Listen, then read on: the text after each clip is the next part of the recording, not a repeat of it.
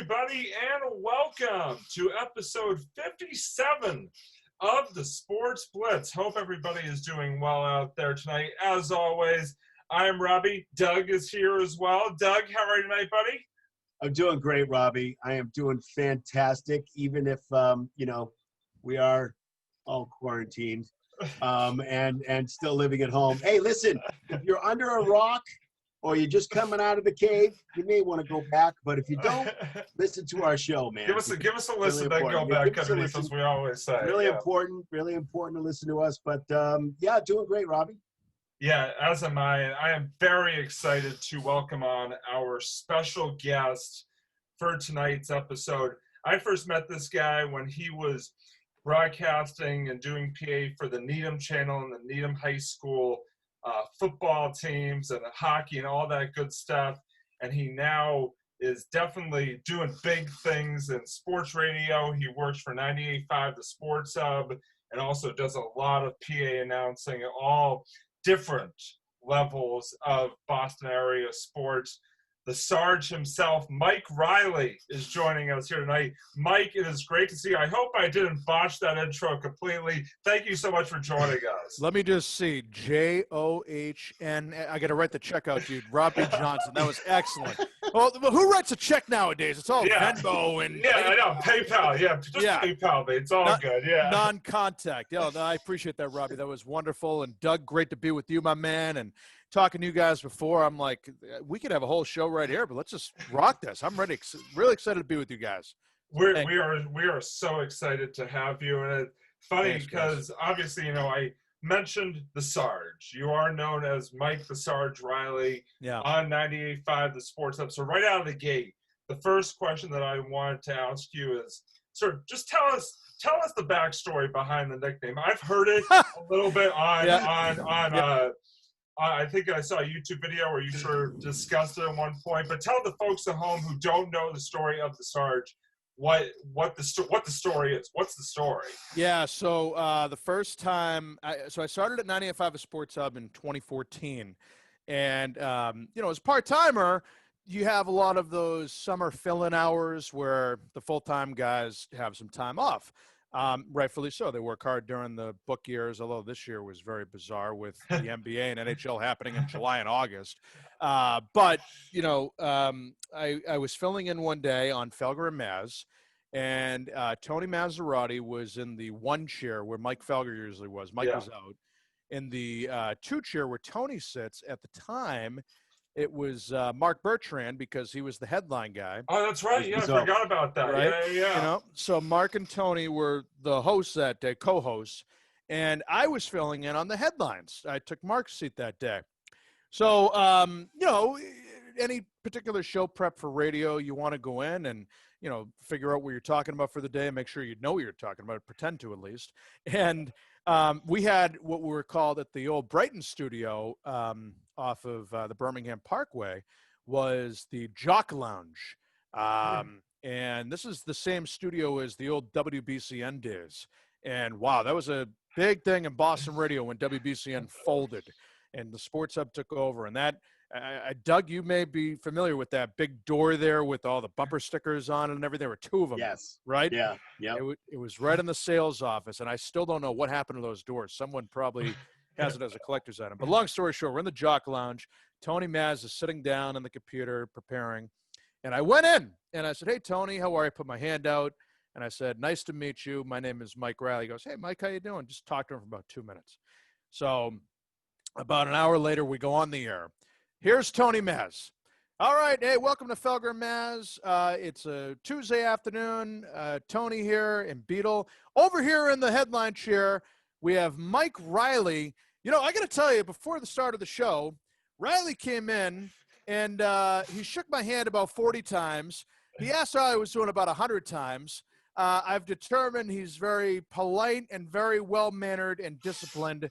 So I'm going to give him the title Sergeant at Arms, Sergeant Mike Riley. There you go.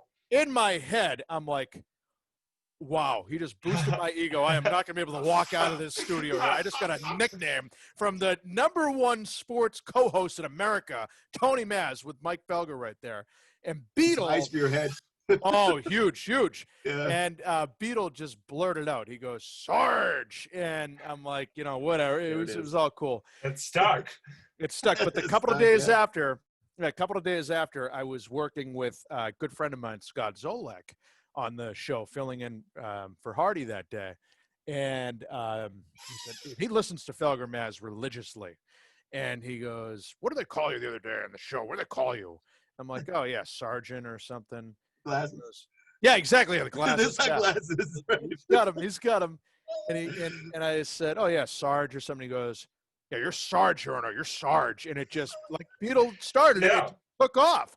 So branded, it's now my Twitter handle at Sarge985, and, it works. So, I mean, people know me as that with the nickname, but it's a fun.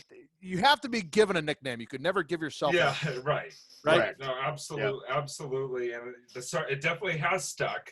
I mean, Yeah. because that's what everybody now knows you as, and I mean, it's kind of funny, because obviously, you and I sort of go back to even my Mount Ida College days. Oh my God, I forgot. Yeah, That's because right. you were the PA announcer at the now defunct Mount Ida College, Yep. and when I was a student there. But you segued perfectly into a story that I was going to bring up. Yeah. Is that 2011? You and I called our one and only Thanksgiving game together. Obviously, you called, and I've called many Thanksgiving games before and since then. But you and I called the Wellesley-Needham Thanksgiving game together that one fall. Needham won, by the way. Yeah, very handily. I mean, Needham, Wellesley. Hey, listen, Wellesley finished that season 2-9. Needham went to the Super Bowl. I'm not surprised.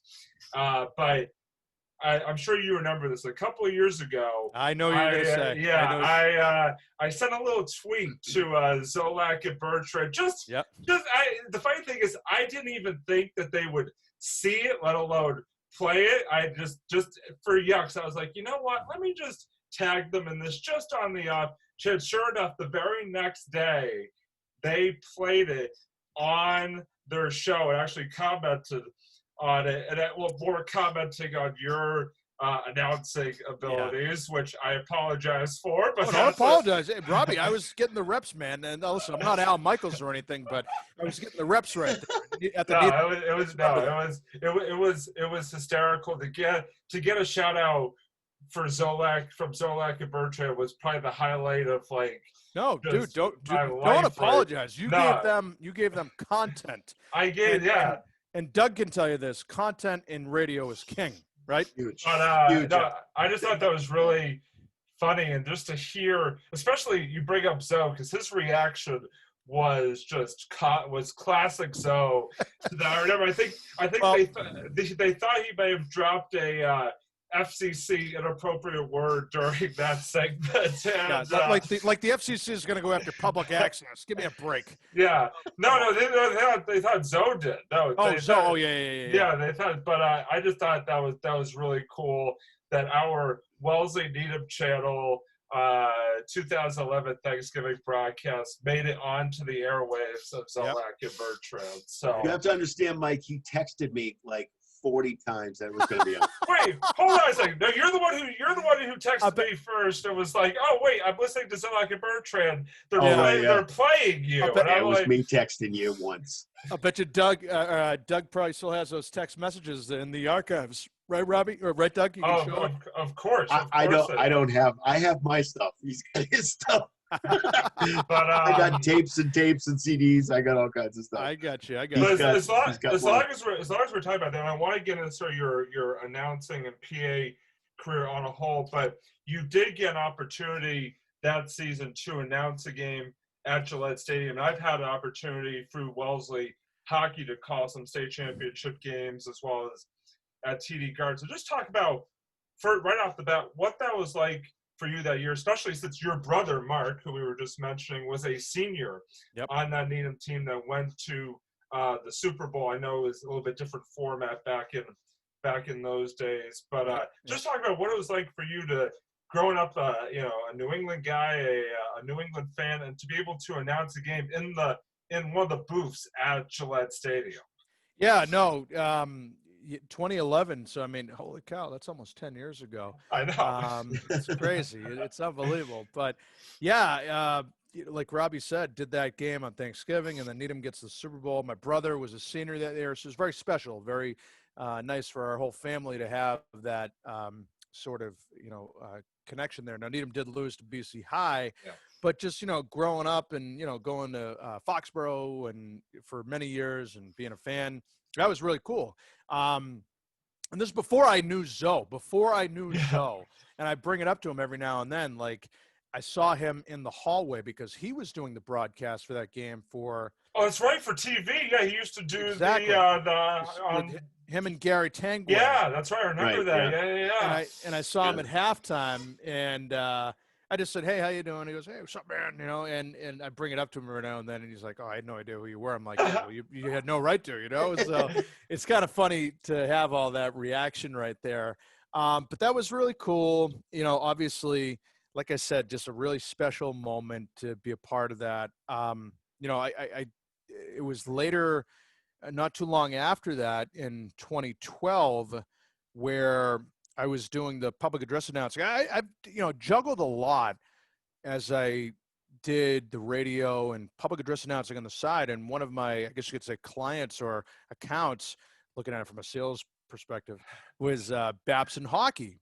And Babson played at Fenway Park outdoors that January, or the January before. So I did the PA for that. And I also did Bentley Hockey too. Bentley played in January that year as well, 2012. But one of the big highlights for me was doing a Red Sox game in 2012, June 7th, 2012ve, the PA. That's right. I remember this. Yeah, back when they were looking for It was right after Carl Bean passed away. Yeah, Carl Bean. Yeah, right after he passed away. So, kind of had that niche of doing the PA for many years for a lot of colleges, and I did the Brockton Rocks, I did the Lowell Spinners, Babson, Bentley, a little bit of BC, and keep my name in the game now. Right now, I do Providence men's hockey. I do the Revolution and the Patriots. So it's a lot of networking, but to be able to be there in the booth and to see that firsthand, it was really like, wow, this is awesome. Now, there wasn't that big a crowd, but still, it was a really unbelievable feeling to be a part of that right there. Yeah, I did a Bruins game last year too, actually.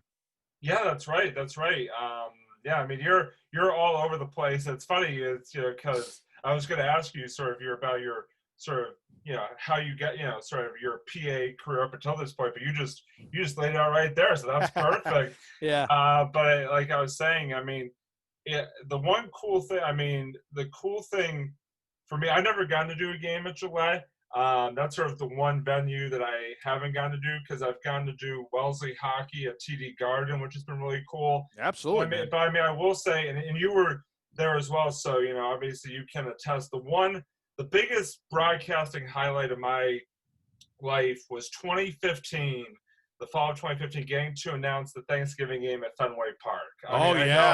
I know Needham won that game as well. Absolutely. But just to be in Fenway Park, growing up, Red Sox were always my favorite team, and just to be able to broadcast my, the best and biggest rivalry in high school football from Fenway Park. I'm sure, again, Mike, you were there. I mean, that was just oldest stadium in North America. Yeah, that was just something else. Not only to be able to be broadcasting in there, but to be able to see, like I said, your alma mater. I'm sure it was the same for you, for Needham. I mean, just to be able to see them in there was something else. Yeah, no, it was. And just even going back to the Gillette one too, when Needham played BC High, years ago, the Gillette Stadium, the Foxborough Stadium, they got rid of the Super Bowls for high schools because they have the grass. And then when they got the turf at Gillette, they brought back the Super Bowls there. They're allowed to have them again. I just remember that game. Needham played BCI, and the day after, Tom Brady was on the same field. He was playing the Colt. They played the Indianapolis Colts the day after. So it's like when you're in that same setting there, it's like, wow, Tom Brady, this is where he plays. Fenway Park, Ted Williams took batting practice right there. Babe Ruth actually played here. Poppy, home, you go on and on the list. And it's just a historical thing. It's a real cool kind of like a goosebump feeling, like it's really special to be a part of that. And I'm sure, and you know what, you talk to any broadcaster in America, play-by-play, newspaper writer, anyone that's able to do that kind of work that they're able to do, they have a career with it, and to cover the team that plays in a venue that's such as special as Fenway Park, or the history of the Bruins and the Celtics of the Garden, and even the Patriots now too. That's a real special thing for them. So when you're able to do something like that, that means a lot. You got to embrace that. Definitely. Yeah, no, absolutely. It sounds like you have an extensive resume there, Mike, which is great. With lots of different kinds of experience, which is also really kind of almost nostalgic for you, by not just being in a place where you as a little kid maybe went, but also being able to see your alma mater, play there, which is Right. in itself just a really nice thing and a nice memory. But I just wanted to kind of go back a little bit to your experience more on the radio side, just because I'm a little bit of a radio guy. I don't consider myself. No. Done Emerson College Radio. That's what I've done, and that's it. Go Lions. Go Lions. That's right. Go Lions. Interestingly enough, I had a sports show there called Sports Spectrum, and what was interesting was we did absolutely none of the Lions games ever. So I don't really know why we didn't. But we just sat around and talked about sports on the radio. It was really cool. And so just kind of wanted to kind of get your opinion a little bit about radio's really changed a lot. The 90s when I was at Emerson, there was a huge change in radio. CBS decided that they were going to buy every single station that they could try to buy. Mm-hmm. And then there was this big controversy, and they talked about it on talk radio overnight on BZ. And I was actually at Emerson at the time, and I got to talk to David Brudnoy, who is, awesome. one of the rest in peace, God rest his soul. But he was one of those, formidable talk radio guys that if you were interesting, he would not only bring you on, but he would actually start asking you questions. That's what he started doing with me, because it was just when CBS bought all these stations, and they were talking about it. And I said, hey, I'm an Emerson College student, and blah, blah. And I talked on radio for like 7 minutes, and it was so cool. And I taped it, so it was even better. That's awesome. So so I wanted to see what you think. What do you think kind of radio's moving toward? Because I think it's interesting, because you used to have the family-owned, the duopolies and the family-owned stations, and now they're all owned by these big corporations, iHeartRadio and CBS and whoever. Mm-hmm. And do you think it's like moving? I mean, now there's satellite radio, now there's radio.com. You're able to actually see the people in some cases on their stations. Where do you kind of see radio moving, and what direction do you see? Well, it's funny you said that, Doug, because it was 3 years ago this fall, I was caught in the middle of a storm with corporate America. And I was, I had to make a big decision, personally and career-wise too, for that matter, where CBS Radio, I know you mentioned that, they owned, now at the time, CBS Radio in Boston owned WBZ Radio, 98.5 Sports Hub, WZLX, Mix 104.1, and AMP 103.3.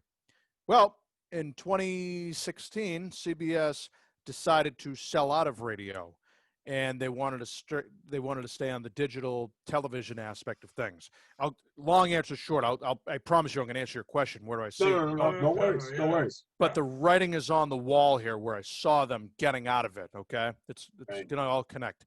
So they sold out, trying to figure out an owner who was going to take all these stations, and they had the IPO and all that. So when I was at WBZ and able to do stuff at the Sports Hub, because we're sister stations, working with people on both stations behind the scenes and on the air, there was a lot of nerve. A lot of people were very nervous, and I guess they just didn't know what to expect and so forth. The WBZ situation, I was really surprised. They got bought out by iHeart. Okay, iHeart. It's an interesting company. I mean, they're a very powerful brand, but financially, I don't think I think they're in debt by a lot. The Sports Hub got bought out by Beasley Media. Right.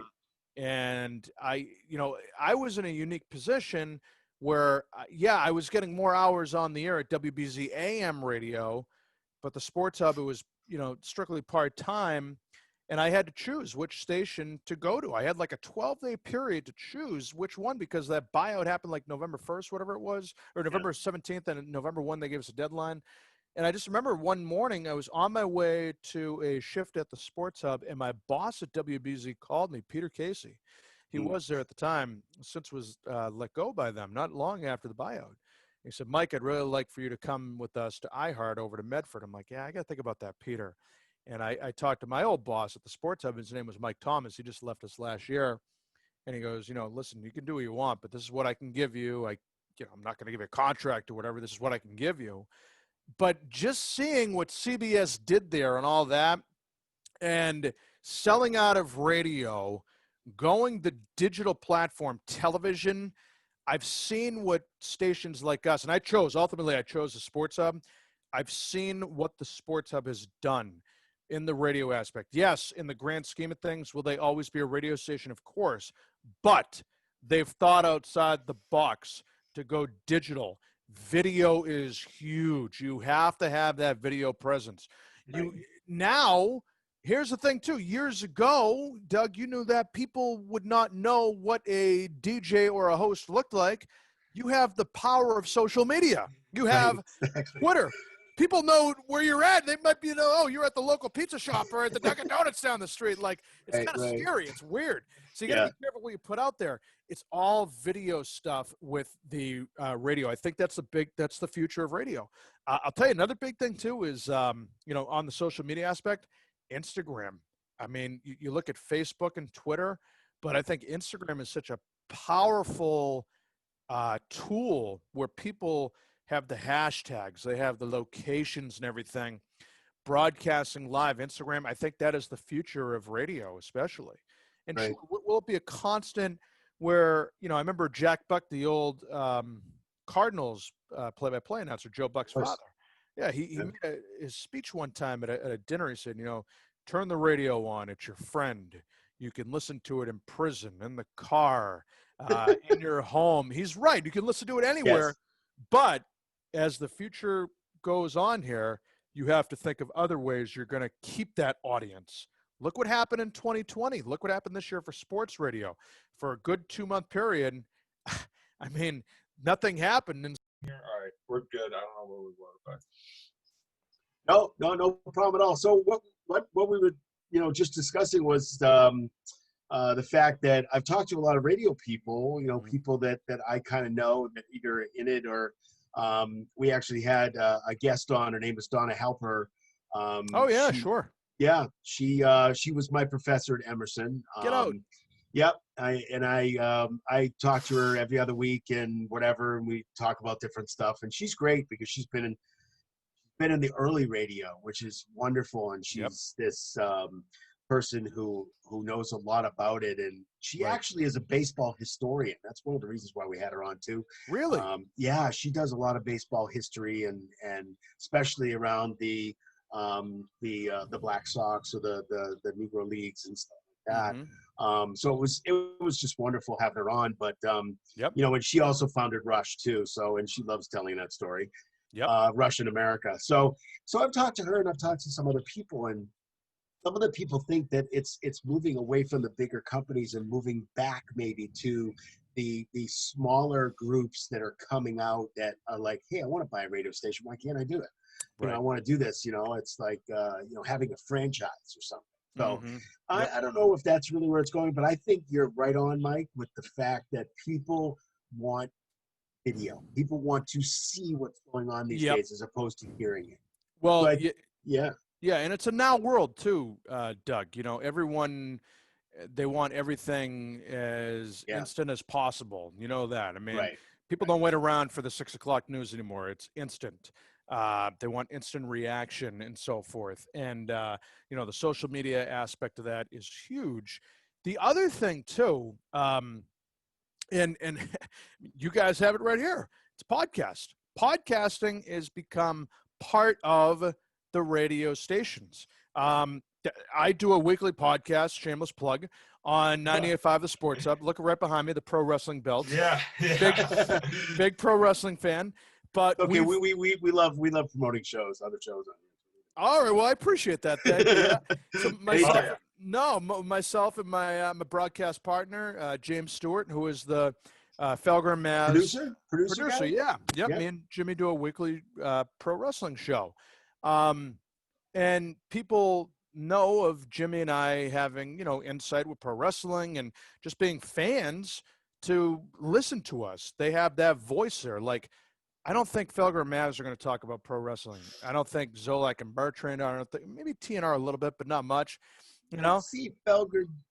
No, yeah, no chance in hell. See Felger doing that. No, but it's just like you give ESPN doesn't talk about it for 4 hours. It's NBA, Right, NFL, all that. It's a voice for fans, podcasting. So what Beasley Media has, they have their podcasting channel called B-Pod Studios, which they're very big in the podcasting stuff. We've been very fortunate to do that, and just being able to do that on a weekly basis, after a pay-per-view, previewing something. I've been able to travel to some places I never thought I'd travel to for WrestleMania. I meet some people I never thought I'd meet who have become some of my closest friends through wrestling and the podcast. It's really cool. So I think that's another huge aspect of radio where if you don't have that particular interview on, I don't know, you're listening to WBZ at 11:05 a.m. Oh boy, what did Governor Baker say to Doug, who had an exclusive? Did we lose audio? Did we lose the audio? Hello, is he there? Are you there? We've lost the audio. We've lost the audio. I hear you. There we go. You're back. Yeah, now you're back. Sorry. Where did you lose me? Like about 5 seconds, about like 5-10 seconds ago. Like about 20 minutes ago? No. Oh God. No. I'm just kidding. No. You want to just pick it up? Yeah, go ahead. Keep going. It's all good. We're good. Governor Baker, like, say you have an interview with him or something, you can't listen live on that time. So they'll say, hey, go to our podcast page, listen to Doug's exclusive interview with Governor Baker right here. Yeah. Things like that. So it's podcasting. It's available via the station. That is the other future of radio right there. Exclusive podcasts, exclusive shows, all under their brand. And it's a way to make money for them. So they figured it out because that's how they do it. And that's great. Yeah. That's great. That's really awesome. I wanted to ask you a question. We talked at the beginning when we weren't recording. We talked at the beginning about our dads a little bit. Yeah. And again, real condolences to you about for your dad. Thank you. And you too, Doug. You too. Thanks. Thank you. Well, wanted to condolences to both of you. Thanks, Robbie. This year sucked. Thanks. Yeah. This year was really bad. I'd like to go back and reverse the whole year. But I'm gonna tell you what. Right here, hanging with you guys, one of the highlights of the year for me. So. Oh, good. We like to hear that. Yeah, let's rock it. Let's go. Yeah, right. It's ours too. Yep. It's ours too. I wanted to know whether your dad was into wrestling. Is he into wrestling?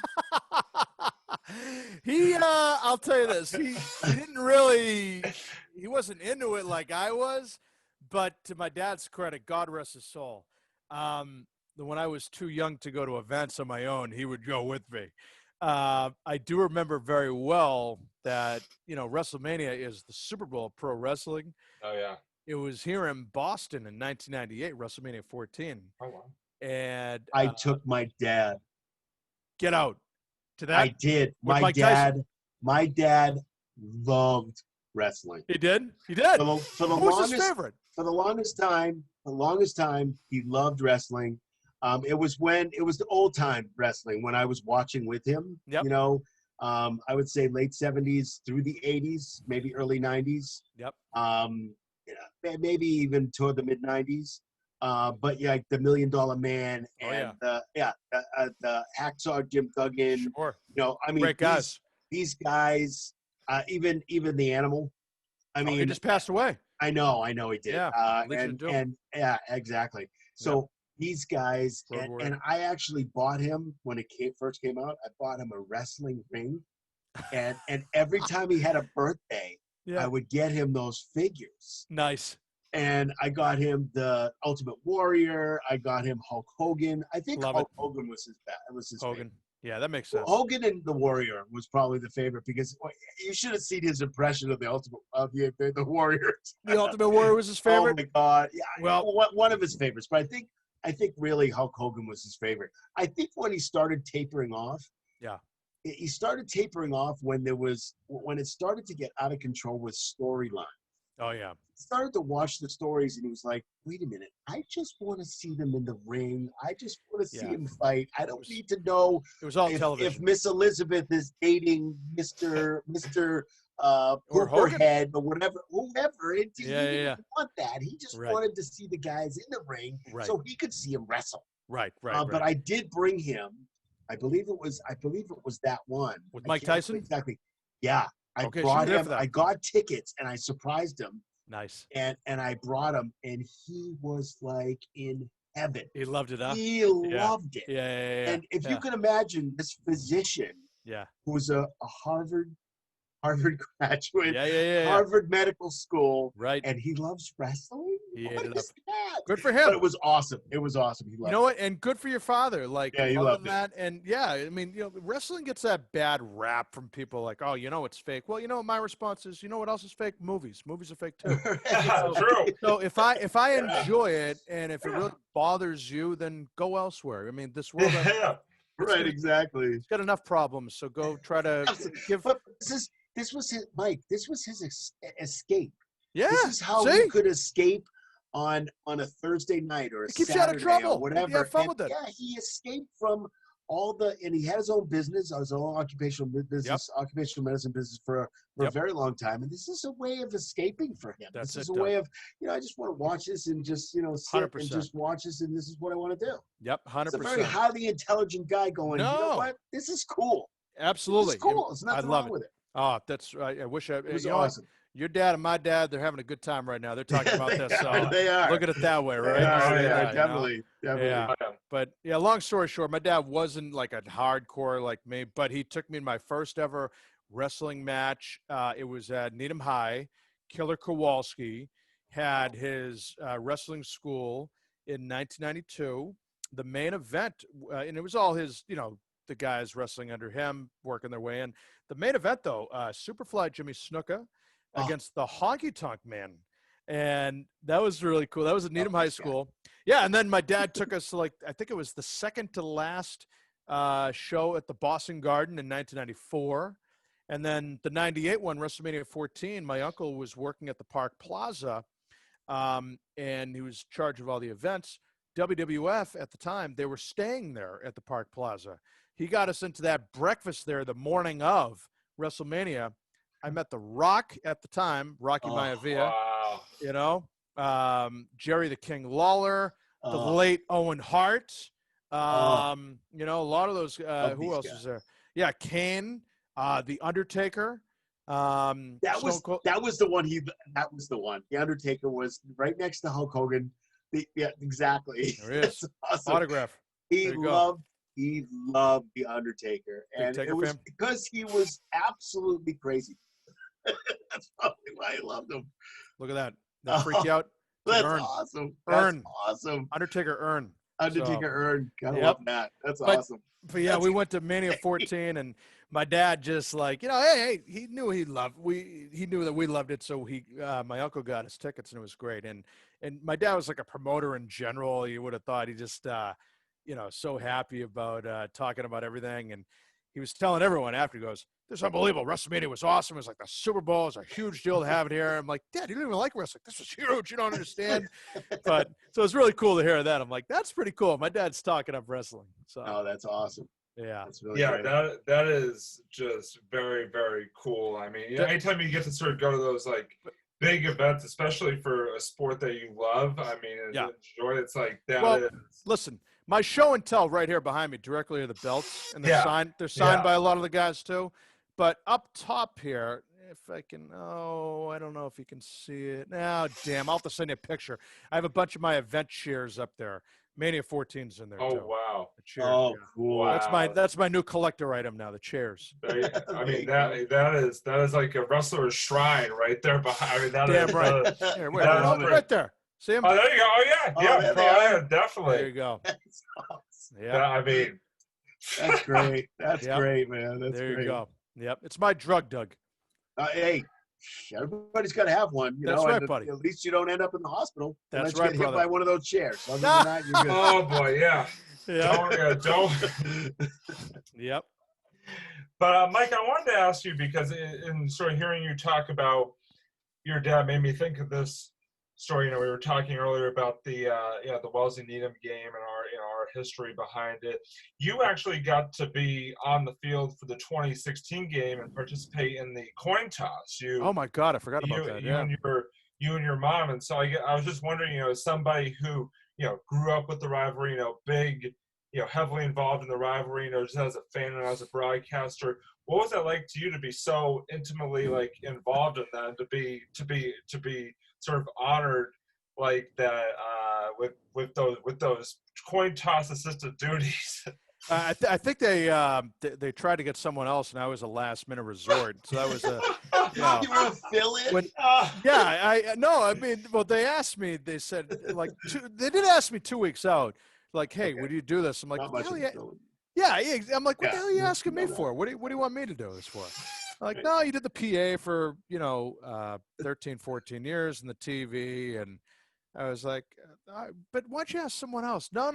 It was very nice. It was a really nice honor. And that was cool. Like, just because traditionally before, it's not every day. And Doug, I know you can attest to this, and Robbie, both you guys, being in the broadcast, when you're on a microphone, you're telling a story. Yeah. You're telling a story about a person or whatever is going on there. You're presenting something as a public address announcer. It was really interesting to be in the middle of that set right there, to be introduced. It was like, this doesn't feel right. I should be introducing myself, So, but it was cool though. Don't get me wrong. It was a very high honor, and really nice to go out there and do the coin toss. And I remember that the old Needham High coach, his name was Coach Duffy, Coach Dave Duffy. Right, Dave Duffy, yeah. Who's an assistant there now? He's an assistant coach there now. Yeah. So Wellesley actually won the coin toss. Duff and I know each other pretty well, and walking off the field, he goes, "You couldn't win us the effing coin toss." I'm like, yeah. So this is kind of funny. Yeah. But I just remember that. It must have been very special. I mean, because I know your mom was out there too with you, so that must have been made it even more special. I'm so glad you brought that up, Robbie. I forgot about that, man. I just this whole year has been a blur. So to think about something like that, that's cool to look back on now. Really. Yeah, because it was funny because I just remember I happened to be broadcasting the game that year with the guy that you'll know, Mike Franny. Oh yeah, good man, Mike. Channel. Yeah, very good guy, very hysterical broadcaster. And we were sort of talking about it sort of during the beginning of the broadcast. I remember the other thing that related to high school, you were talking about sort of your experiences so far in the radio and the PA announcing. But one of the other gigs I know you had at one point was it doesn't exist anymore, at least the high school portion of it, ESPN Boston. I know you did some work for them for the ESPN Boston High School site. You're really scrapping the service there, huh? Research. I come prepared, Mike. We do. We really do. I love it. But a background check.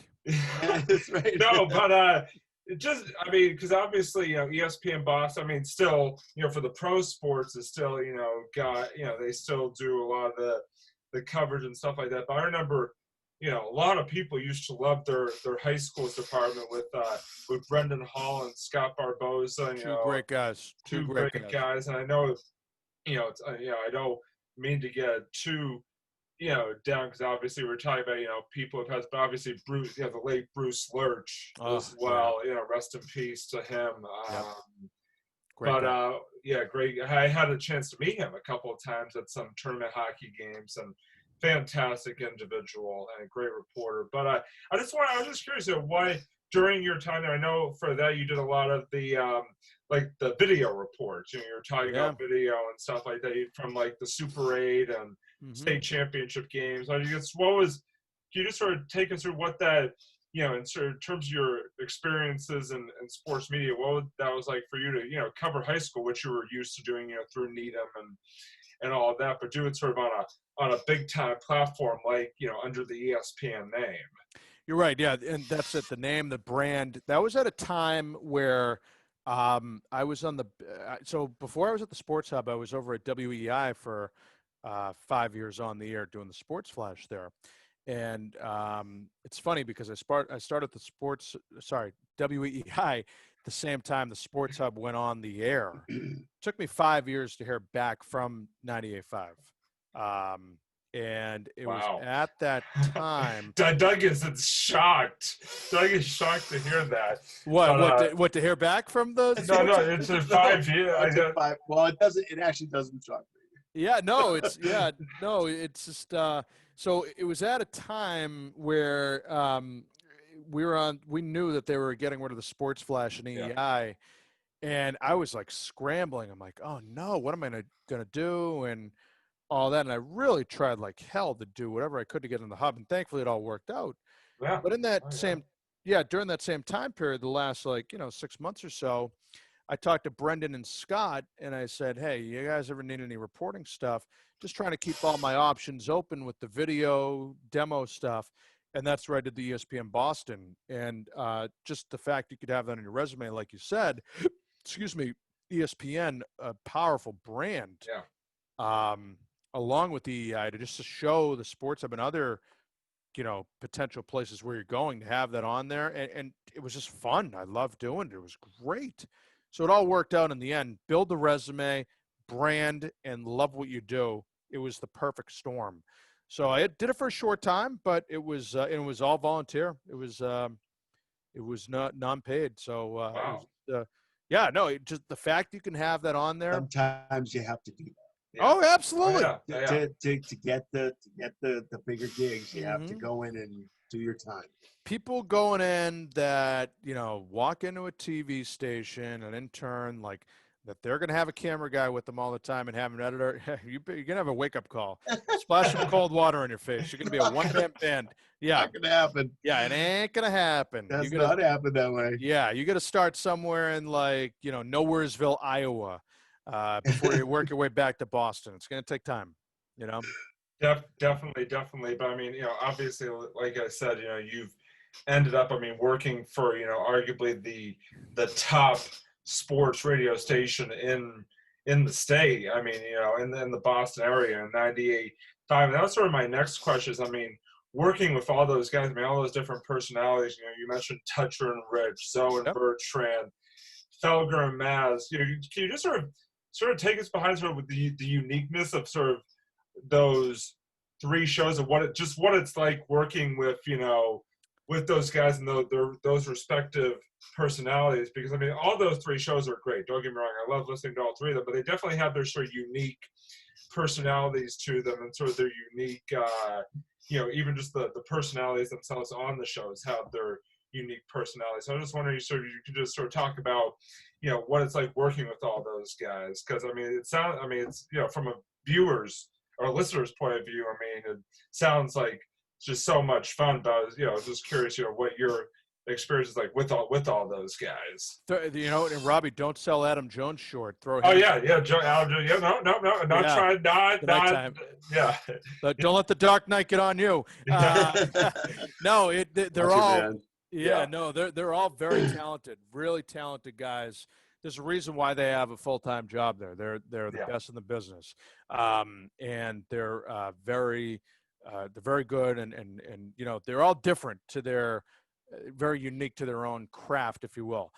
Touch on Rich, fully admit, Rich has said over time and time that when the Sports Hub, he made a comment along the lines of when they went to sports, because they were WBCN back at the time. Yeah, that's right. Like he had a problem, like he wasn't too big on going to the sports aspect. So I think their core audience was the WBCN guys, and to make that jump to the sports talk, it worked. They got them. They got the listeners. It was great. You have a guy like Zoe, who is a backup, and Fred and Rich, two very talented guys, awesome to work with too, just good guys too. And John Wallach's great, the whole production crew. Zolak, backup for the Drew Bledsoe, the name right there. No, but he knows the game. Listen to him even on. I think Zoe is he's great as on talk radio, but listen to him on play-by-play. It's really fascinating. Mike, my wife can't stand this, but when I watch the games, you turn the TV down. Absolutely, I mute the TV because I cannot stand. And I'll tell you right up front, and I hope they're listening. I can't stand the national guys. Yeah, they're some of them are. Oh, Al Michaels is fine because he's like this anyway. Right. He's not really a football guy, right? Or just a play-by-play guy. Yep. But other than him, I just can't stand any of them. Oh, so I know. I turn on 98.5 in Sports Hub, and I'll tell you the reason I do is because Zoe knows his crap. He's awesome. He knows his craft. Excellent. He knows football. He can tell what's going on before it almost happens, which I love. Yep. He'll also say if there's a penalty, I know exactly what that was. That was this. I'm like, how do you know? Of course he knows. Yeah. That's why I love to watch the broadcast. I just want to throw that in there because he's awesome. He is fabulous when it comes to that stuff. 100% agree. And you know what, Doug, like he lived the dream. He was in the NFL, Right. Exactly. And you know that like a lot of coaches and commentators and so forth, they may not have been, the top of the guy, but they studied. Like Zoe was a backup. He knew everything. Look at some of the best managers in the game. They weren't the best players, but they were the best guys to learn from. Like Frank Kona, he didn't have a great playing career, but he was a smart guy. Mike Scioscia, catcher. Belichick, he didn't play, but he coached. Stuff like that. But Zoe, great guy to work with. Mark Bertrand's very professional. Everyone is professional. Mike Felger and Tony Maz, you got to know when to talk for certain guys, but they're, they let you talk. It's good. And Adam Jones, I think it's a lot of fun to work with him because essentially you're kind of like a co-host with him. Yeah. He's going to go off. He's going to bounce off of you. You're with him for 5 hours. It's a long time. It is. But they go off. He bounces off you. You're like a co-host. So it's kind of cool in that sense. The other guys, you can be like a prop or you can be informative to a point. They're all really good. And the part-time guys I work with too, that have made a name for themselves. A very good friend of mine, Joe Murray, one of the Bankroll boys. He's one of my best friends. And Joe, and working with him, he'll let you talk. Matt McCarthy and Tim McCone and Sean Silver, all those guys, we work well together. We built a common ground together to do a show together and host and so forth. So I think everyone that was a big thing too, guys. Like making the jump to the Sports Hub, I really noticed right away. Like, wow, everyone's so nice to each other.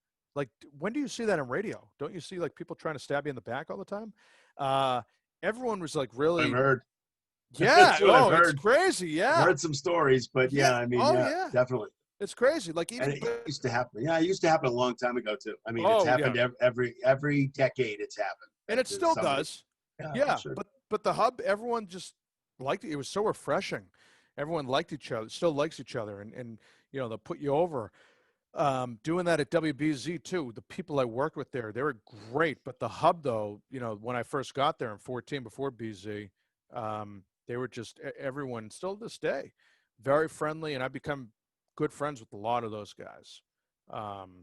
So There you go. Yeah, that was basically, Robbie, you kind of stole my question, but that's All right.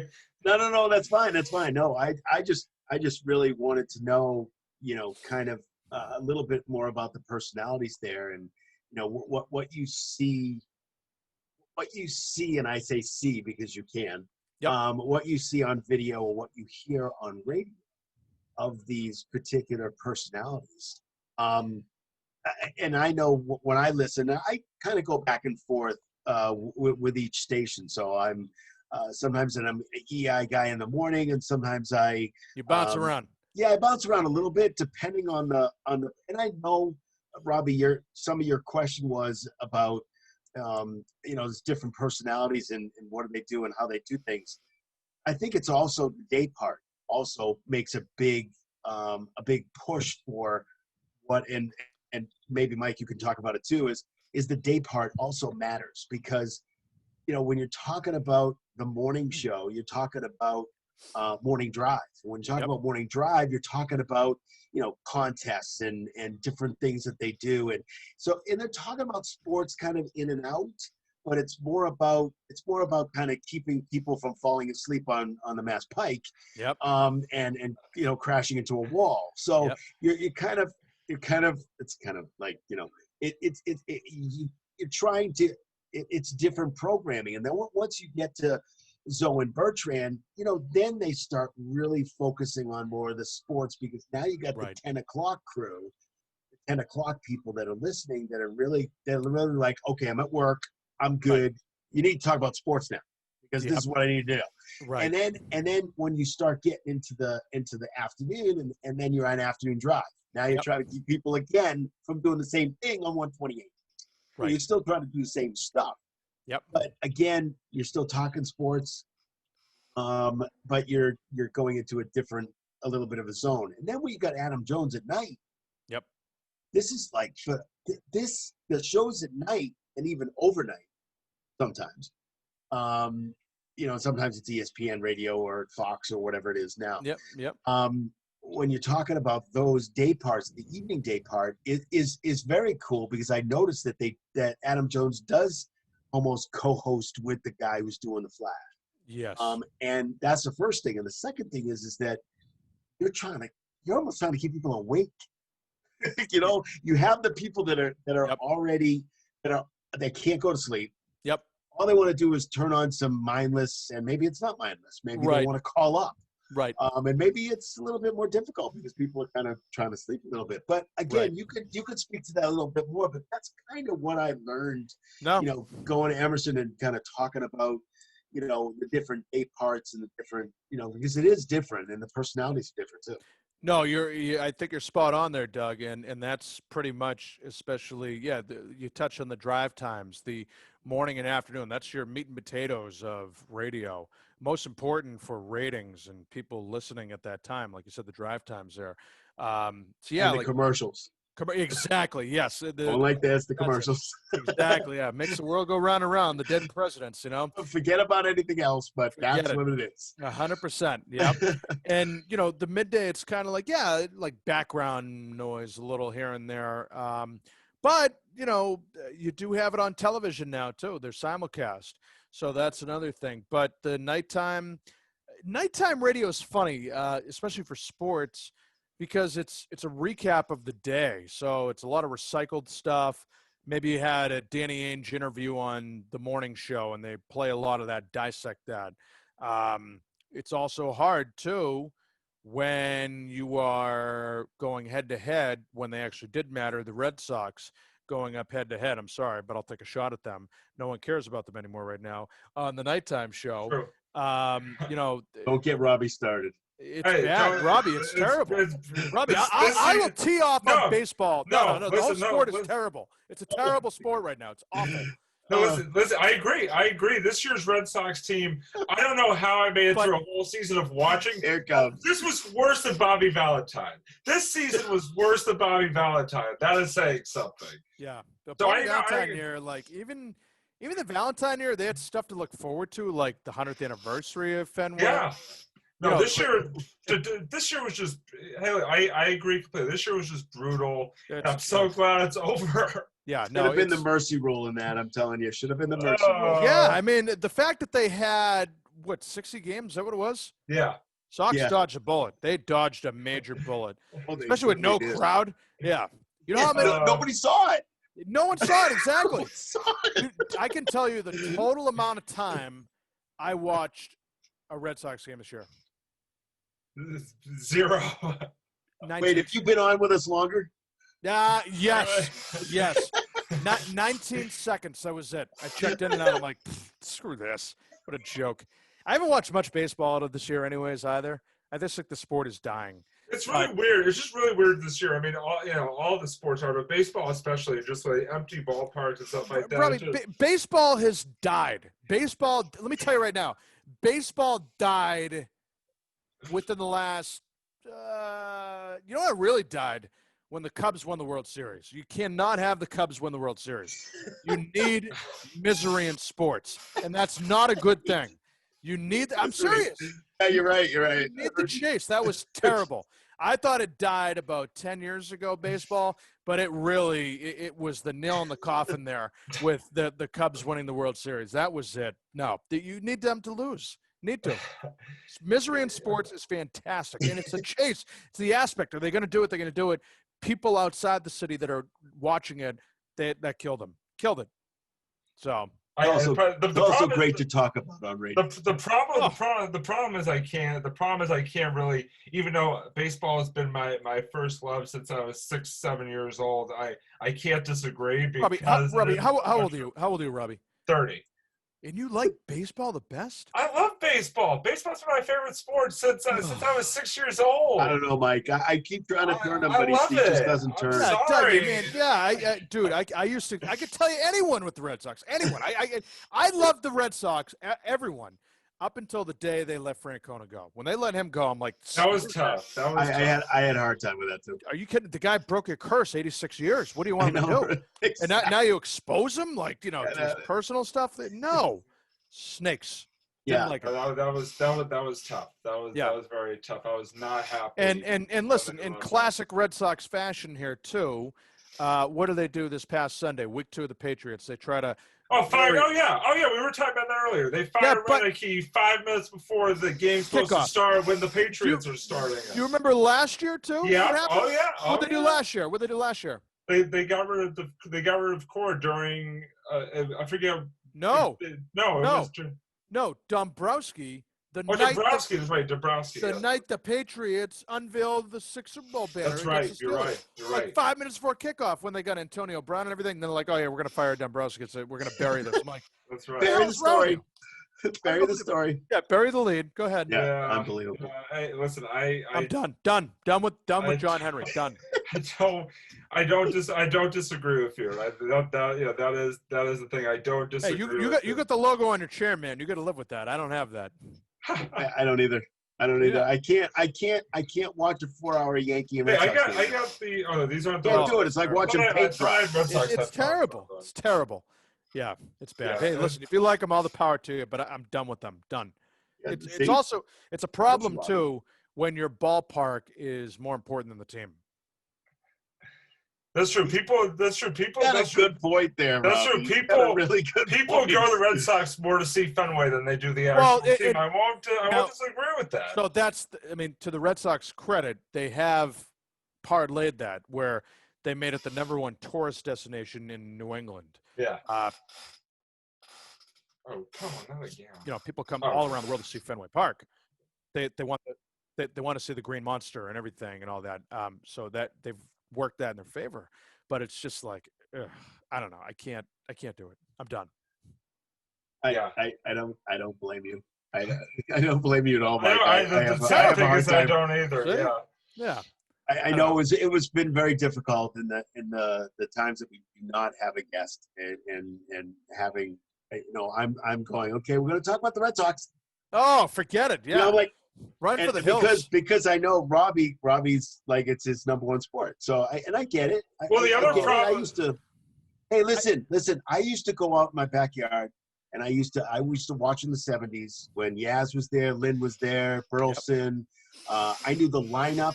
I knew the stances. I used to do the baseball stances. We were talking to we had our guest Robbie from the Red Sox. I can't remember. You mean Matt Noon? Yeah, Matt That was a Noon. We had baseball Matt Oh, Noon. yeah, the left-handed pitcher, Babson. Yeah. Yeah. We had Matt Noon on, and he was talking about how he used to do that in the backyard. I used to copy these guys, and I used to play baseball in the backyard. Yeah. I didn't mind playing it, and it wasn't bad a long time ago when you used to watch it, because even if they didn't win too much, it was an exciting team. But now it's like all about money. It's all about all kinds of different kinds of things. It's not. It's not about putting the best baseball team. What they get rid of bets for? Well, you hit the not nail on about the putting head. the best. A player like he's that going comes on. around once every 100 years, like a pandemic. Exactly. You know, and it's like, you got rid of him? Are you kidding me? No, come on. Hey, listen. I will say this, and the one thing that I cannot stand about baseball is how they're trying.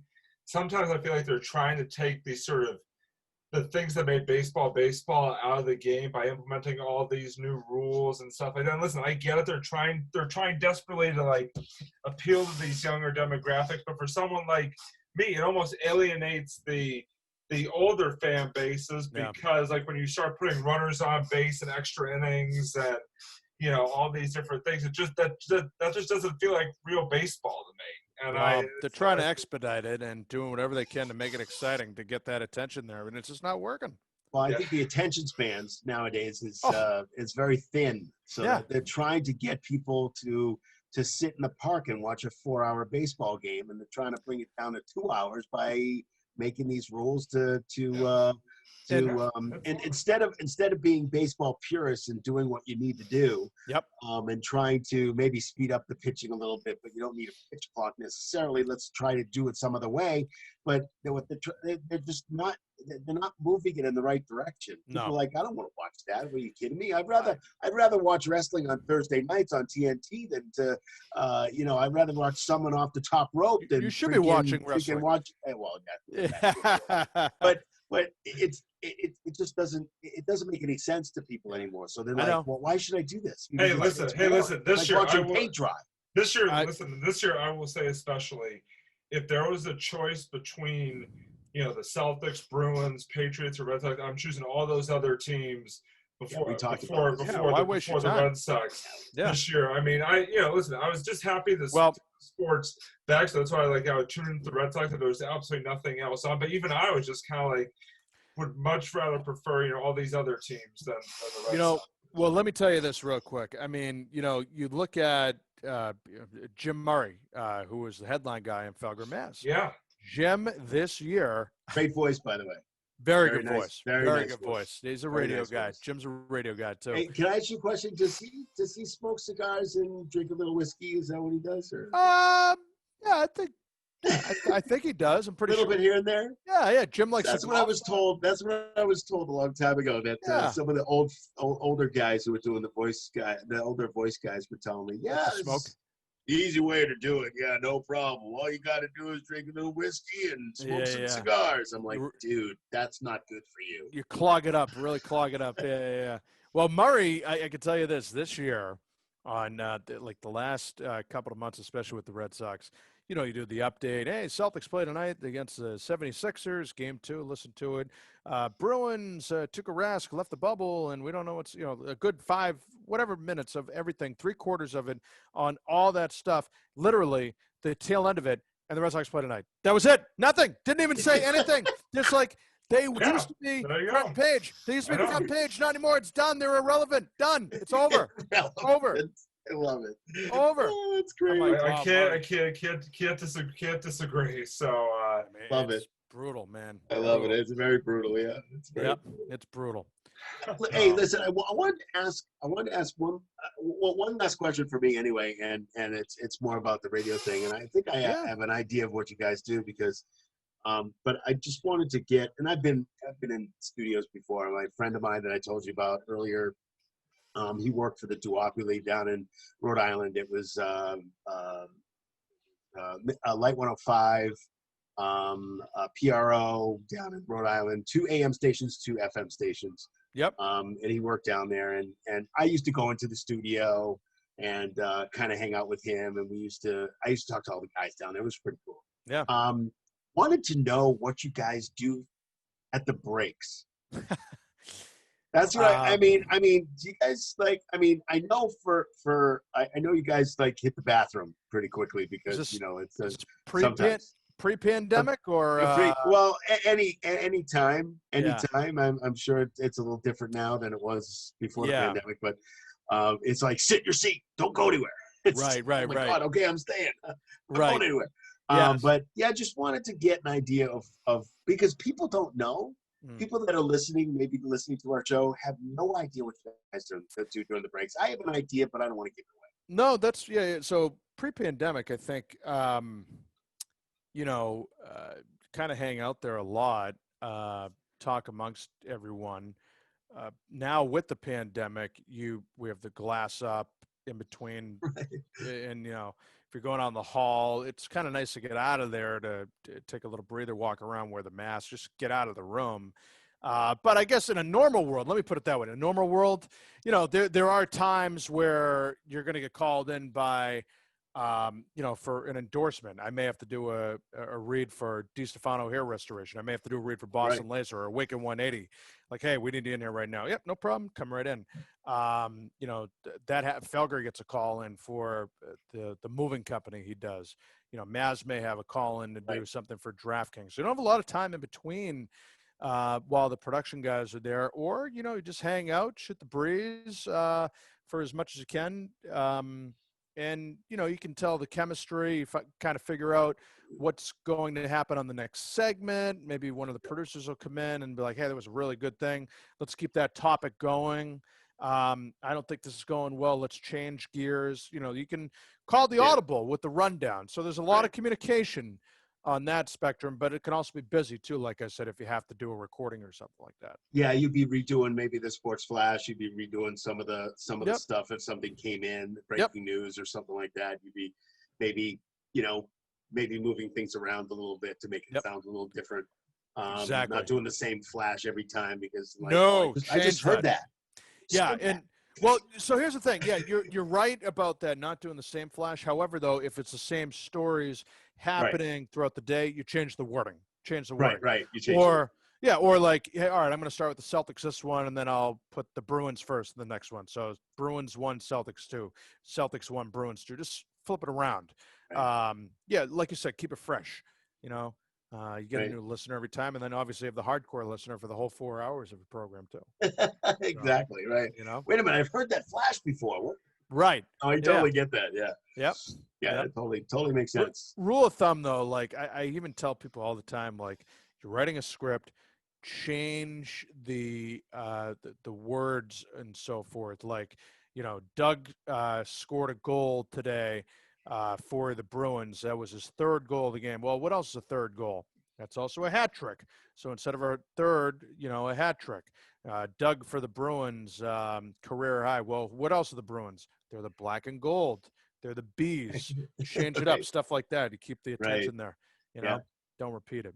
Make it a little different each time. Exactly. Then you keep that audience going. Exactly. No, that totally makes sense. I just, wanted to get an idea of what your thoughts were, and also kind of wanted to know whether Felger is really that mean. But I don't think I'm going to go there. But everyone, everyone asked the question. Everyone, from what I've heard, he's like the nicest guy. From what I've heard, from different people out there, in the radio land, so to speak. I've heard just he's a really nice guy. Yeah. I know that there's certain people in my household that may not want to listen to him too much. Yeah. Just because he's a little negative. But it works. It works, all right. Can be, but it does work for him. Yeah, it definitely does. And it gets got a little niche going on, which would make sense. Yeah, and it's the rating. And then Tony's like the opposite. Tony's like the more the upbeat kind of positive, more. Oh, you're right, Mike. You're right, Mike. Yeah. You're right. You're right. Yeah, you're probably right about that. Yeah, that makes sense. Yeah, maybe. Yeah. No, I get that. No, right. No, just wanted to throw it out there because I know you probably get asked all the time. No, all the time. Yeah, how's Felger? Yeah, no, Mike's. It's always been nice to me. I can't say anything bad about him.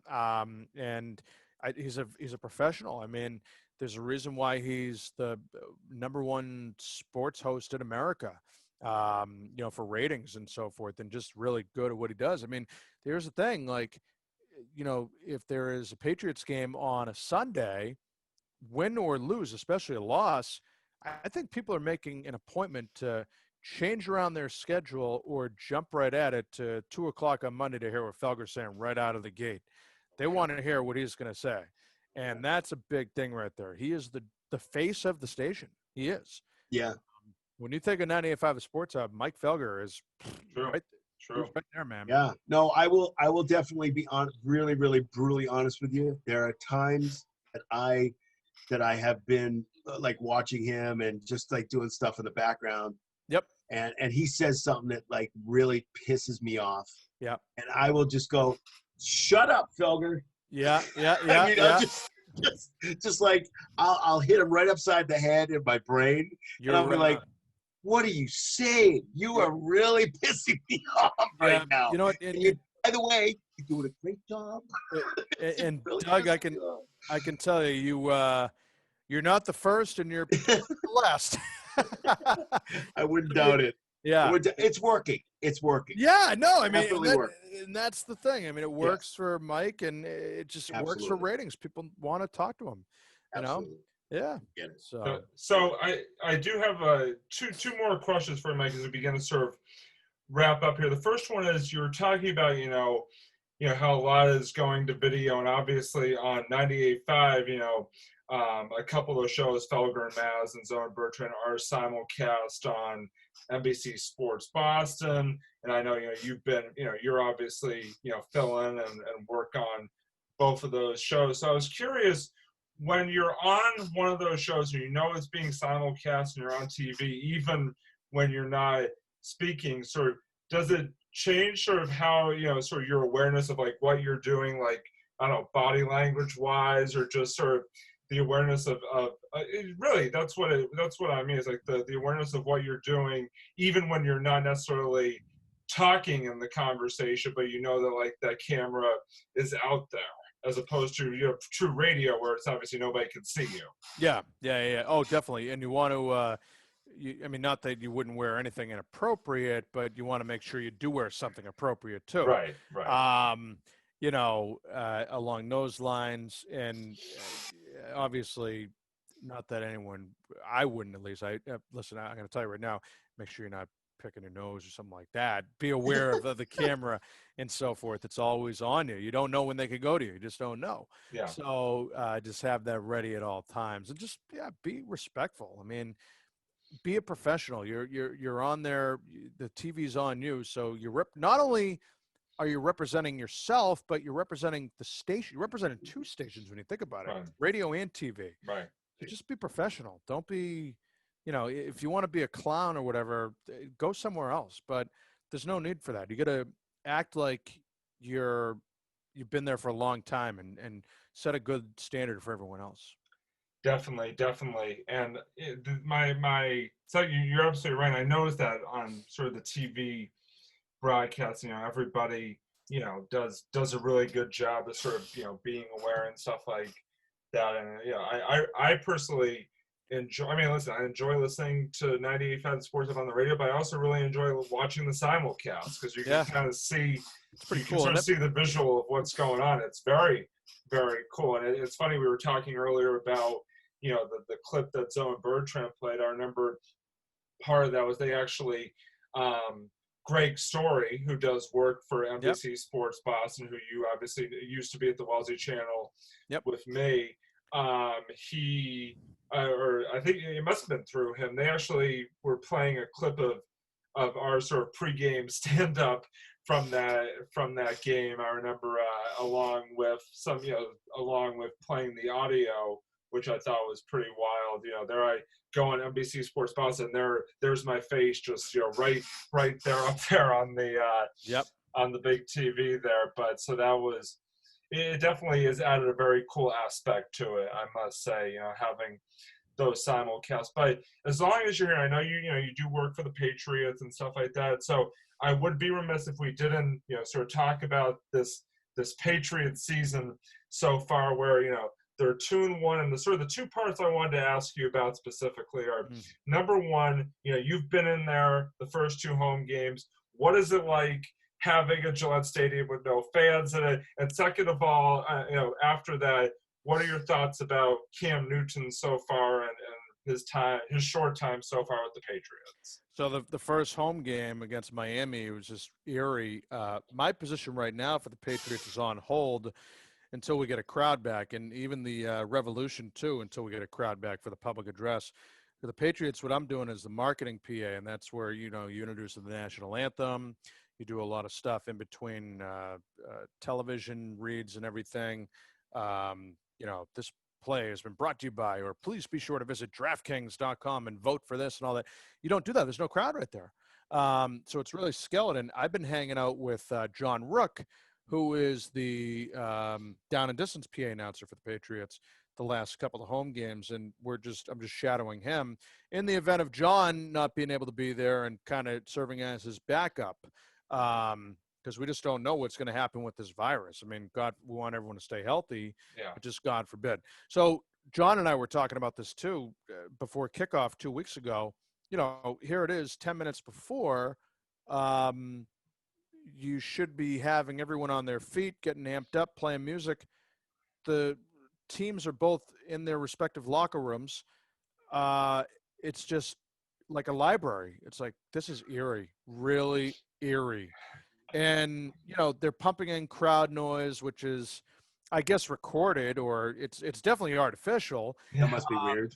Yeah, but I'll tell you what was even more strange was this past week, I really noticed it, where they had the crowd noise going during the plays, but once TV went to a break, boom, that's it. Quiet, dead silence. And it was like, oh, so weird. It was just bizarre. So it's an odd time we're living in right now. And it's just really strange. But as far as Cam Newton goes, I think he's probably the perfect bridge quarterback for this franchise here. Obviously, we know the Tom Brady story, everything he accomplished, and, the way it ended and so forth. I think if this were 10 years ago, and if this had ended this way with Tom Brady, I'd be much more devastated. But since he's on I don't want to be a Dan Duquette, but he's on the twilight of his career, I guess. He's on the end of it, right? Yeah, like that, Doug? I like that. That was definitely a Dan Duquette. That was it. He said that all the time. Roger Clemens, yeah. Roger Clemens, Roger's in the twilight of his career. He's, exactly, yeah. Yeah, I'm fine with that. I'm cool with Cam Newton taking the spot here until they figure out if they're going to give him a contract or if they're going to try to build for the future. It's a perfect situation for both sides. He can win, and the Patriots really don't have much to lose with him at the helm right there. It's a great position for them. He's exciting to watch. There's no hiding behind it. Schedules, this week is brutal game. Oh, yeah. Kansas City. Listen, watch them pull out a win. Watch them pull something out of their sleeve. They had Seattle in the ropes. Yeah, 1 yard away from being 3-0. But he's exciting to watch, and it'll be interesting to see how this all pans out for the remainder of the year with the Patriots. As long as they can stay healthy, and if they win the division, I think they'll win the division. Maybe they make a little run, but I think 1-out, 2-out at the most. Yeah, it's gonna be. Yeah, that is definitely a very fair, sort of prediction there. And it's interesting because the last Patriots game that I went to was last year against Kansas City, which, by the way, N'Keal Harry was in for a touchdown. And I would go to my grave complaining about how N'Keal Harry was in for a touchdown and how they possibly could have won that game, but that's a whole discussion for a different day.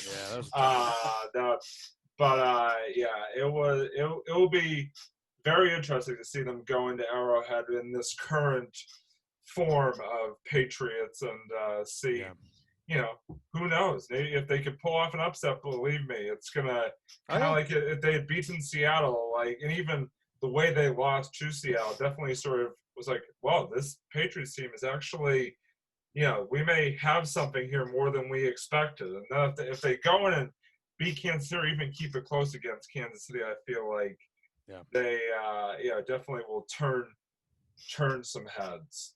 He's actually wonderful listen to him. Oh, He Newton, is, yeah. oh, Yeah. you are like, okay, well, what is he going to say next? Right. He's unbelievable for radio. He is Yeah. fabulous when he answers questions because he doesn't do a Bill Belichick, No. which is, I don't want to answer any of your questions anyway, so I'm not going to. Yeah. Or, he's like moving on to Kansas City or Seattle or wherever he's going next. Yep. He is great.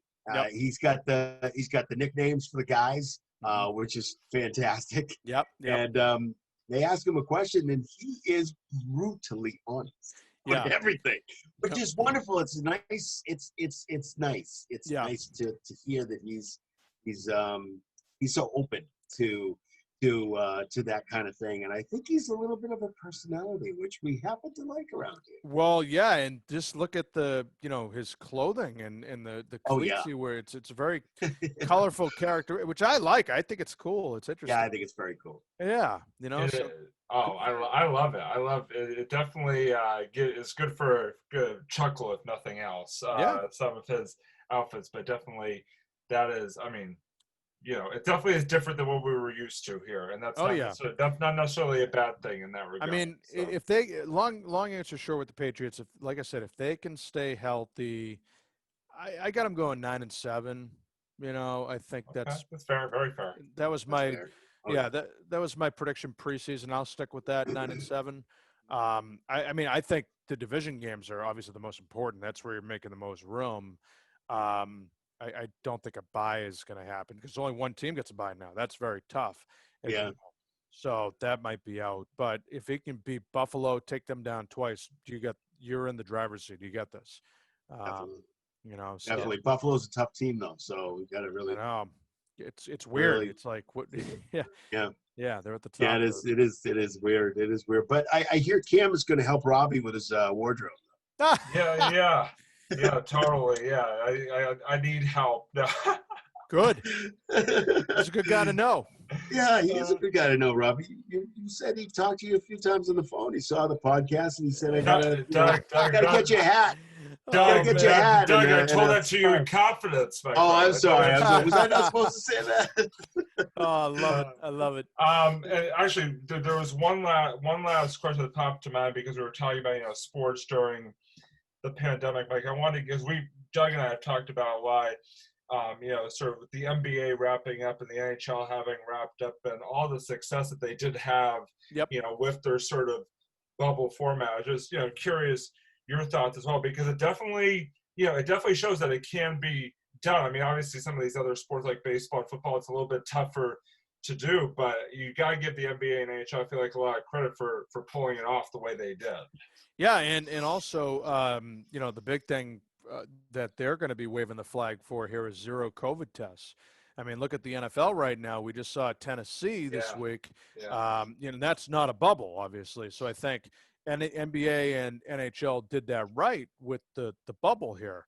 NHL had like zero, which is pretty amazing. I know they really bragged about that, and good for them. They should. Yeah, they were great.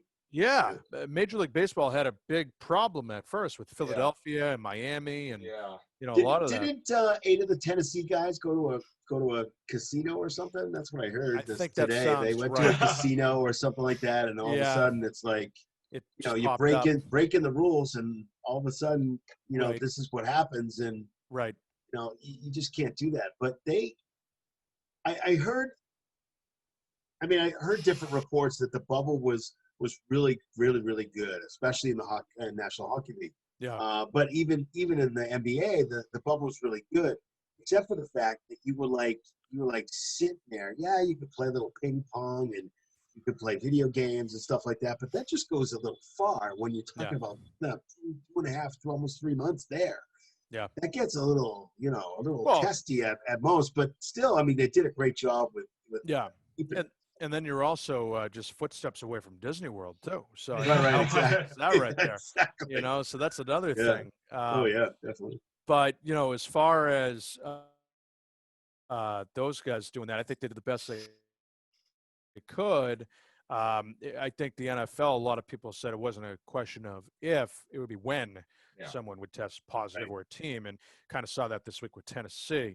But you know what? To their credit, I think it was what was most important to not just sports fans, but society after what we went through in the last 6 months, where everything is shut down. You have some sort of return to a normalcy, if you will, with games back. And that might be the future of the NHL and the NBA, where you see them playing into the summer. I have no issue with that, Robbie. I'm sorry. I have no issue with that. No, Take down, not at all. No, take down baseball. I don't care. It doesn't affect. And I think that's great because, like, yeah, because when you think about it, like, you know, in August, we're just looking at preseason football.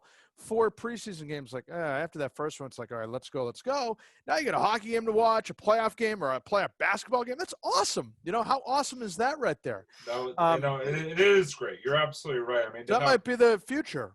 You know? It might be. Well, At least while this thing is going on. The schedule is going to be very interesting to see, you know, sort of as they sort of going forward, even as they get back to, you know, having fans and home arenas and stuff like that. You know, the schedule is sort of not forever altered, but it kind of is, at least for the time being, because now that you're ending in, you know, October, basically, you know, late September, early October for both leagues. You know, you got to do your draft and you got to do all these different things.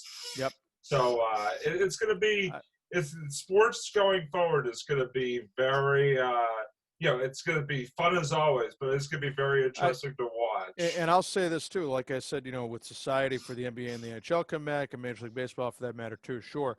Now with the NFL, I think they, you know, with the exception of Tennessee there, but if the NFL is to have a full season where we have seen fans at some of the stadiums in the capacity, of course. Yeah, KC, Tampa Bay, Florida's like reopened, which is crazy.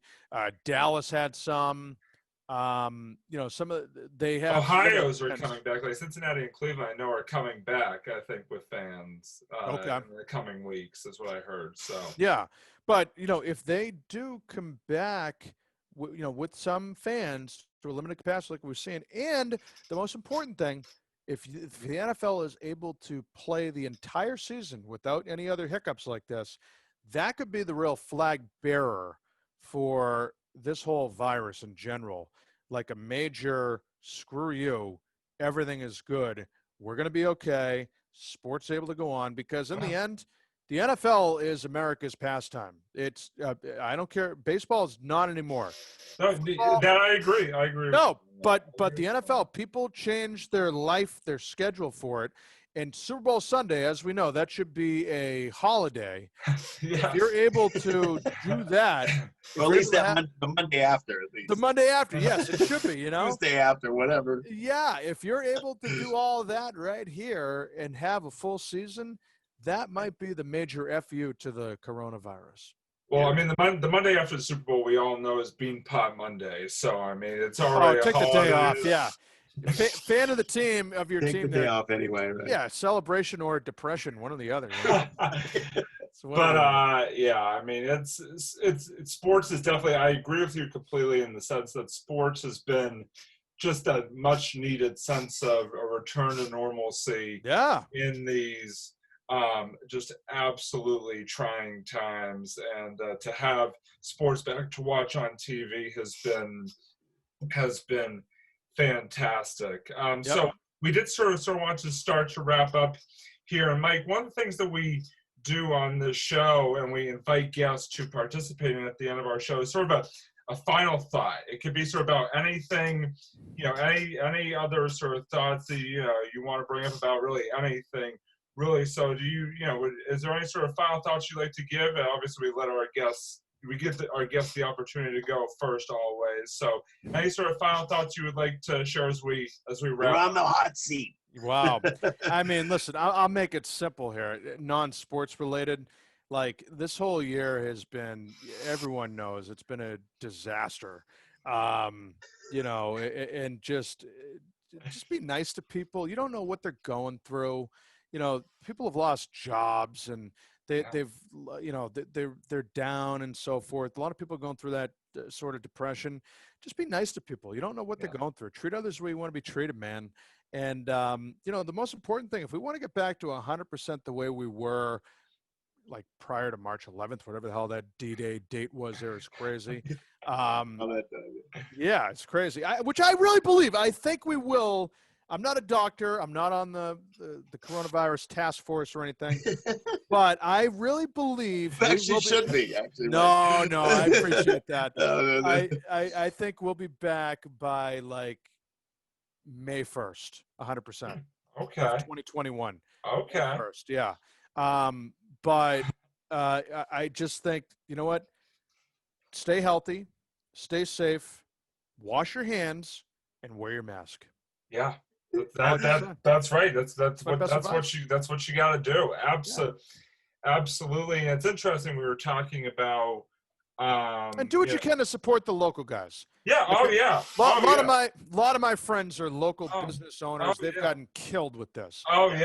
In danger of shutting down for life. Restaurant bars, stores, everything. Bars other stuff. Restaurants. Yeah, a buddy of mine owns a boxing gym. He does private one-on-ones. He was in trouble. I mean, he's okay now, but still, stuff like that, like help them out. You know. Yeah. No, absolutely. Support your local. Gotta support your community. Go to the local guys. Just be a good citizen if you're able to do it. You know. Absolutely. And but there's no excuse for not being nice. No, not at all. And I mean, nice makes the world go round. So you're 100% agree. Could not have said it better. I did want to say for my final thought that I saw a tweet. I forget who it was, that it was of Gillette Stadium. It was a picture of the Gillette Stadium concourse the other Sunday, and they actually started to set up the painting. So I don't know. Again, I don't. Nobody knows for sure, but maybe people were speculating. Maybe this could mean that they're going to start to bring some fans back. Who? I mean, obviously, you might know better than I. You might know better than I do, for all I know. So. Honestly, they have no idea either, because it's not their decision. This is the governor's decision. Yeah, absolutely. It's out of their hands. But you're right. Have they prepared for those little painted lines like enter only, exit only, 6 feet apart here, and then the next footage is 6 feet away too, like that. And the signs, wear your mask, wash your hands, all that stuff. Yes, they're preparing. The only thing I'm a little eerie on, there's two things. I was talking to a lot of people about this over the last couple of days. It's funny you brought that up. Boston, they just entered into the red of the virus again. Yes. And I just, you kind of see the writing was on the wall as we're coming back here. I mean, next week is Columbus Day. That's going to be like early to mid-October. And we're on the road to Thanksgiving and, Christmas and New Year's now. Here we are. And that's the height of flu season that's coming into it right there. And they're predicting that wave there. The other thing with Gillette is that it's in Massachusetts, but it's so damn close to Rhode Island. And Rhode Island, they have that travel ban. So that's true. Yeah. That's my concern, where like, ooh, I don't know, guys. So, however, it is outdoors. We know that. That's a key factor. Right. I don't think you're going to see a crowd at TD Garden until mid to late 2021. Yeah, no, that one surprised me at all. I mean, Gillette, you get 68,000 at Gillette, and it's outdoors. You can work around spacing. Right. But the fact with Rhode Island there, that worries me a little bit, and especially Boston, going into that red. Yeah, we're not heading in the right direction right now. No. Yeah, I didn't like that. Yeah, I didn't like that. And I made a bet with my mom. She works in the school system. She's a secretary. I'm like, I got a feeling, Mom, you guys are going to be back on remote by Columbus Day week. I got a feeling on that. Yeah, it's tough, and that schools and kids is a definitely a very tough place to be, because it's just been it's tough. I mean, it's all tough, but schools especially, they're very concerned about it for sure. Yeah. But no, you're right. And obviously for me, it's interesting you bring, because I'm a big BC football fan. My dad went to BC. We have season tickets. And obviously this is like the first year since I was 9-10 years old that we haven't been able to go to a single, BC home football game. And so even just waiting for the day when kids could be back at Alumni Stadium is, pretty. BC never really had that problem because nobody goes there anyways. Oh, come on, Robbie. Take a joke. I Good job, Doug. know. I know. That was a layup. Listen. My reaction was all in good fun. I know. All in That good was fun. great. Yeah, And it's true. It's true. I'll keep my PC comments to myself. My own running joke. Hey, I've seen you in alumni a few times, right? So don't tell me that you don't go there.